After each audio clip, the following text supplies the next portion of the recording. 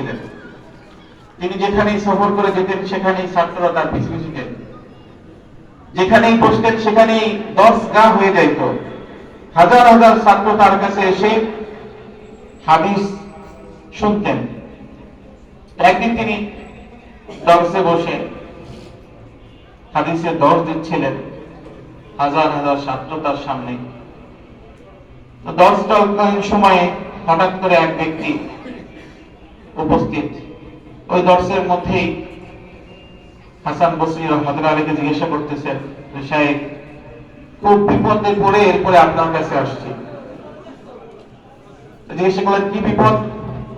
তো বলতেছেন যে আমি জমিনে ফসল বুনিয়েছি এবং এই ফসল থেকে যা কিছু আসবে এটা দিয়েই আমি সারা বছর চলি, কিন্তু ফসল বোনানোর পরে হঠাৎ করে প্রচন্ড রোদ, আর এই রোদের কারণে আমার ফসল ঝলসে যাইতেছে।